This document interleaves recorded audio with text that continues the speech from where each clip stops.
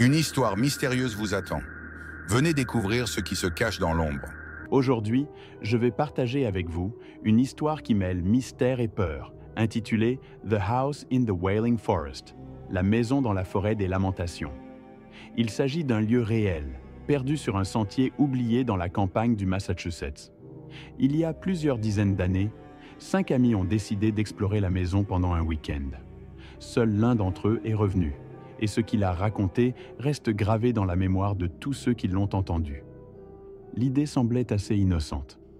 Liam, Sarah, Miguel, Anna et Lucas voulaient une aventure différente, quelque chose qui romprait avec la routine.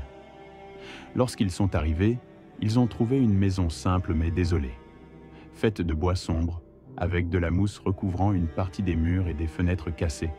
Elle avait l'air ordinaire, mais il y avait quelque chose d'inquiétant dans l'air. Le silence autour d'eux était absolu, comme si la forêt retenait son souffle. À l'intérieur, l'atmosphère est encore plus sombre. Une forte odeur de moisissure et de bois pourri imprégnait la pièce. Le sol craque sous leurs pieds et chaque son semble se répercuter.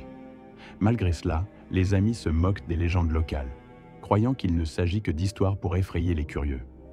La première nuit, quelque chose d'inquiétant se produisit. 3 coups secs résonnèrent à la porte d'entrée. Miguel l'ouvrit et constata que la nuit était vide. « Le vent », murmura-t-il, mais son expression ne cachait pas son malaise. Plus tard, alors qu'ils discutaient dans le salon, Sarah entendit des rires étouffés provenant de l'étage. Ils sont montés et n'ont trouvé qu'un vieux miroir dans l'une des chambres. Lorsque Liam s'est penché sur le miroir, il a juré avoir vu quelqu'un derrière lui. Mais lorsqu'il s'est retourné, il était seul. « Mon esprit me joue des tours », se dit-il en essayant de se convaincre. La deuxième nuit, l'atmosphère d'étrangeté a cédé la place à la peur. La maison semble avoir changé. Les amis ont l'impression d'être observés. Les fenêtres, autrefois brisées, reflétaient maintenant quelque chose d'impossible. À l'extérieur, il n'y avait que des arbres morts, mais à l'intérieur, des ombres se déplaçaient entre eux, comme si elles entouraient l'endroit. C'est alors que la voix a commencé à se faire entendre. D'abord, des murmures indistincts. Puis, elle a prononcé leurs noms, un par un, comme un appel sinistre. Liam, Sarah. Les tentatives d'ouverture des portes sont vaines. Les fenêtres semblent aussi solides que la pierre. Désespérée, elles commencent à discuter de ce qu'il faut faire. Anna suggéra de briser une fenêtre, mais la chaise qu'elle utilisa ne fit que rebondir, comme si elle avait heurté une barrière invisible. Lucas, visiblement terrifié, murmure « La maison ne nous laissera pas sortir ». Au milieu de la nuit, Miguel se réveille en hurlant. Il jure que des mains invisibles ont saisi ses chevilles. Le bruit des coups a recommencé, mais cette fois-ci, il provenait des murs. Lorsque Sarah tendit l'oreille, elle entendit des voix. « Aidez-nous, nous ne voulons plus rester ici. » Lucas fixait les murs et sa voix tremblait. « C'est eux, ceux qui sont venus avant. » Les lumières vacillent et pendant un instant, il se passe quelque chose d'étrange. Les murs semblent vivants. Ils palpitent comme s'ils étaient faits de chair. Une forte odeur de brûlé, presque suffocante, envahit la pièce.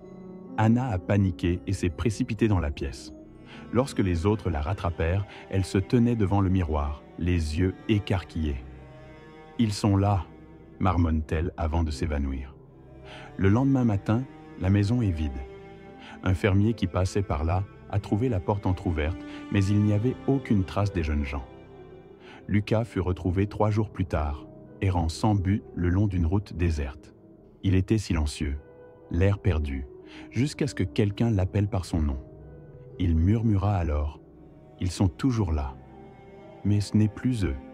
Ils font maintenant partie de la maison.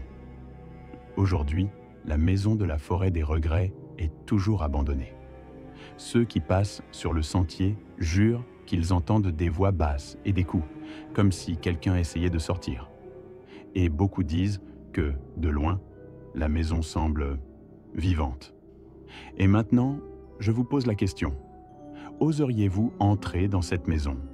Laissez un commentaire et partagez-le avec quelqu'un qui, selon vous, serait assez courageux pour l'explorer.